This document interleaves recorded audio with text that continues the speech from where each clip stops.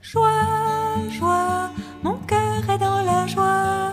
Joie, joie, mon cœur est dans la joie. Jésus, mon roi, est près de moi. Et voilà pourquoi mon cœur est dans la joie. Joie, joie, mon cœur est dans la joie. Joie, joie, mon cœur est dans la joie. Jésus, mon roi, est près de moi. Et voilà pourquoi mon cœur est dans la joie.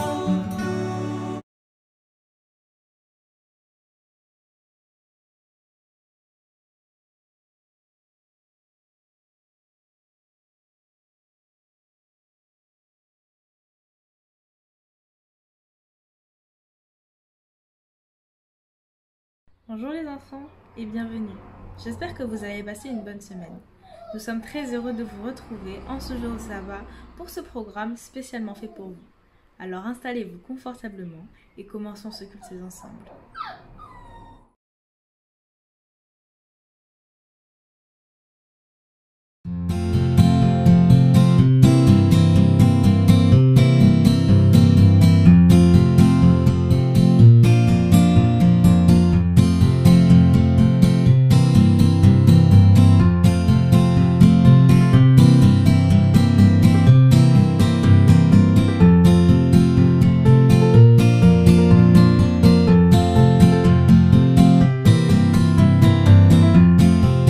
Si tu as de la joie au cœur, frappe tes mains. Si tu as de la joie au cœur, frappe tes mains. Si tu as de la joie au cœur, si tu as de la joie au cœur, si tu as de la joie au cœur, frappe les mains. Si tu as de la joie au cœur, frappe tes pieds. Si tu as de la joie au cœur, frappe tes pieds. Si tu as de la joie au cœur, si tu as de la joie au cœur, si tu as de la joie au cœur, frappe tes pieds. Si tu as de la joie au cœur, saute de joie. Si tu as de la joie au cœur, saute de joie. Si tu as de la joie au cœur, si tu as de la joie au cœur, si tu as de la joie au cœur, saute de joie. Si tu as de la joie au cœur, dis merci. Si tu as de la joie au cœur, dis merci. Si tu as de la joie au cœur, si tu as de la joie au cœur, si tu as de la joie au cœur, dis merci. Si tu as de la joie au cœur, viens danser. Si tu as de la joie au cœur, viens danser. Si tu as de la joie au cœur, si tu as de la joie au cœur, si tu as de la joie au cœur, viens danser. Si tu as de la joie au cœur, frappe tes mains. Si tu as de la joie au cœur, frappe tes mains. Si tu as de la joie au cœur, si tu as de la joie au cœur, si tu as de la joie au cœur, frappe les mains.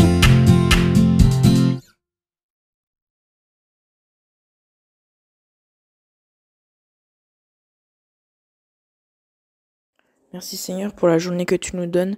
Fais que tout se passe bien pour la suite de cette journée et les journées à venir. Garde nos parents, nos grands-parents, notre frère ou sœur, notre maison, notre entourage. Que tout se passe bien. Au nom de Jésus. Amen.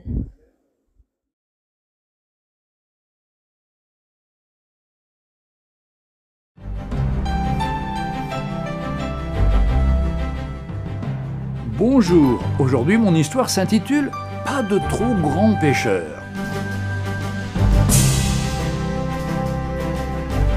Un jeune croyant avait obtenu la permission d'annoncer l'évangile aux détenus dans la salle d'une prison. Comme il se dirigeait vers l'estrade par l'allée centrale, il perçut nettement les réticences ou la méfiance de la plupart des prisonniers et comprit très vite que l'introduction qu'il avait préparée ne convenait pas à ce genre de public. Alors qu'il gravissait les quelques marches de l'estrade, en priant Dieu de lui montrer comment il devait commencer, il trébucha et tomba.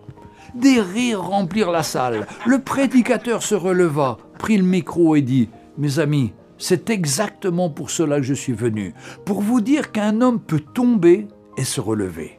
Ce qu'il y a de merveilleux avec la grâce de Dieu, c'est qu'elle n'exclut personne. Serait-ce le plus grand criminel du monde ?» Dans le livre d'Ésaïe, chapitre 1, verset 18, il est dit « Venez et plaidons, dit l'Éternel. Si vos péchés sont comme le cramoisi, ils deviendront blancs comme la neige. S'ils sont rouges comme la pourpre, ils deviendront comme la laine. Vous qui m'écoutez, qui que vous soyez et quoi que vous avez fait, vous n'êtes pas un trop grand pécheur. Dans la première épître de Timothée, au chapitre 2, versets 4 et 5, notre Dieu veut que tous les hommes soient sauvés et parviennent à la connaissance de la vérité. Car il y a un seul Dieu et aussi un seul médiateur entre Dieu et les hommes, Jésus-Christ. Première épître de Jean, chapitre 1, versets 7 à 8. Mais si nous marchons dans la lumière comme il est lui-même dans la lumière, nous sommes alors mutuellement en communion, et le sang de Jésus, son Fils, nous purifie de tout péché. Si nous disons que nous n'avons pas de péché, nous nous séduisons nous-mêmes, et la vérité n'est point en nous. Le message de Dieu ne peut pas être plus clair. Il veut relever l'homme tombé au plus bas. Dans le psaume 20, au verset 9, il est dit « Il ne lui demande qu'une chose, confesser ses péchés et croire que Jésus le connaît, nous aime et veut nous sauver. » Psaume 34, verset 22, « L'Éternel délivre l'âme de ses serviteurs, et tous ceux qui l'ont pour refuge échappent au châtiment. » Lisons encore l'Évangile de Luc, chapitre 13, versets 11 à 13. « Et voici, il y avait là une femme courbée. Elle ne pouvait aucunement se redresser. Lorsqu'il la vit, Jésus lui adressa la parole et lui dit « Femme, tu es délivrée de ton infirmité. » Et il lui imposa les mains. À l'instant, elle se redressa et glorifia Dieu. Que Dieu vous relève, que Dieu vous encourage. Et si vous êtes tombé, ne restez pas en bas, mais relevez-vous et servez le Seigneur. Que le Seigneur vous bénisse. Un jour, Dieu dit à Jonas de se rendre à Ninive, capitale de l'Assyrie, pour annoncer à ses habitants la destruction de la ville. À cette époque, la Syrie est l'un des pires ennemis d'Israël, et Jonas refuse de les prévenir du danger. Il tente alors de s'enfuir et embarque sur un navire. Dieu, mécontent, provoque alors une énorme tempête. Les marins du bateau se rendent compte que cette catastrophe est l'œuvre de Dieu, et que l'un des passagers est certainement responsable de la colère divine. Pour le découvrir, ils décident de tirer au sort. Jonas est désigné et jeté par-dessus bord. En pleine mer, un gros poisson l'avale. Dans le ventre du poisson, Jonas implore Dieu qui, après 3 jours et 3 nuits, ordonne au poisson de recracher Jonas. De nouveau sur terre, Jonas comprend son erreur et se rend à Ninive pour prévenir les habitants de leur fin proche.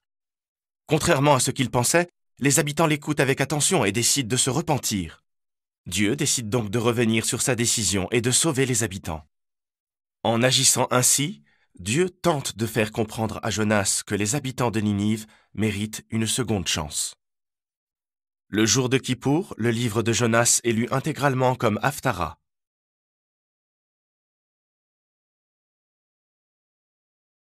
L'histoire de Jonas nous montre que Dieu nous aime tous et nous pardonne tous, qui que nous soyons, quoi que nous fassions.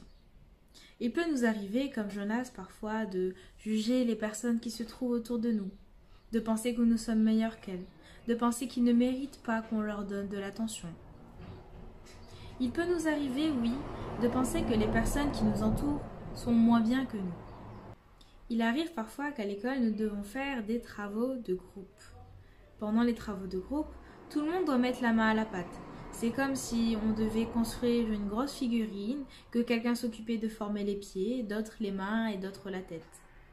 À la fin, il faut tout assembler. C'est notre travail d'équipe. Mais il arrive parfois que pendant notre travail d'équipe, nos camarades ne font pas exactement ce qu'il fallait. Oui, il peut arriver que nous nous trompions, comme que l'autre se trompe. Maintenant, si notre camarade se trompe, doit-on s'énerver contre lui? Doit-on penser qu'il est mauvais? Doit-on le juger? Est-ce vraiment une bonne idée de lui dire qu'il est nul, qu'il ne sert à rien, qu'il ne fait que des bêtises? Et si je te posais la question différemment? Imaginons que tu es maintenant en train de faire ce travail de groupe avec tes camarades, mais que tu te trompes. Tu devais couper les feuilles de papier en 2 et tu les as pliées en 4. Est-ce que tu penses que c'est une bonne chose que tes camarades s'énervent contre toi? Est-ce que tu penses que ça t'aiderait qu'ils te disent que tu es mauvais? Ou est-ce que tu préférerais Qu'ils te disent, eh bien, voilà, oui, tu t'es trompé, mais c'est pas grave. On va recommencer ça ensemble. Regarde ce que tu devais faire. Et qu'ils t'expliquent là où tu as fait ton erreur. Moi, j'aurais sûrement préféré qu'on m'explique mon erreur et qu'on comprenne que tout le monde se trompe parfois. Et je pense que c'est ce qu'on appelle la tolérance. Jésus nous appelle à nous aimer les uns les autres. Mais il nous appelle aussi à avoir de la tolérance pour toutes les personnes qui nous entourent. Que ce soit nos amis, que ce soit notre famille, que ce soit même des inconnus, même nos professeurs, même toutes ces personnes que nous rencontrons chaque jour. Oui, nous devons avoir de la tolérance pour chacun, car Dieu, malgré tout ce que nous pouvons faire, malgré tout ce que nous pouvons dire, nous pardonne toujours et nous aime toujours d'un amour éternel. Bon sabbat les enfants!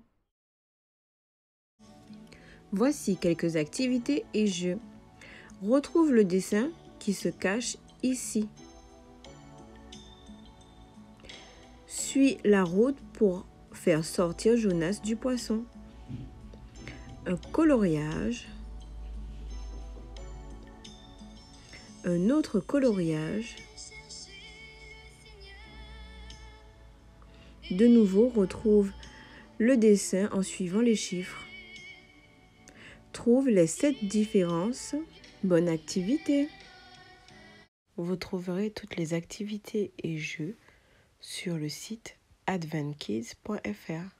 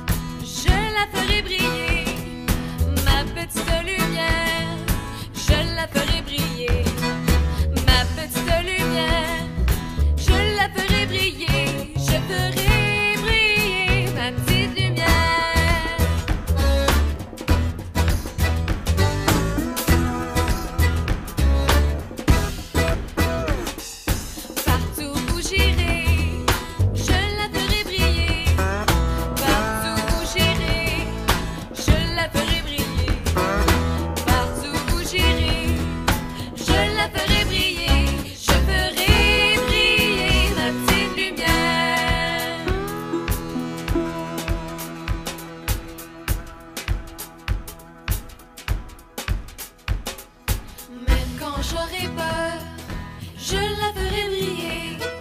Même quand j'aurai peur, je la ferai briller. Même quand j'aurai peur, je la ferai briller. Je ferai briller ma petite lumière. Ma petite lumière, je la ferai briller. Ma petite lumière, je la ferai briller. Ma petite lumière, je la ferai briller. Je ferai briller ma petite lumière. Je ferai briller ma petite lumière. Je ferai briller ma petite lumière.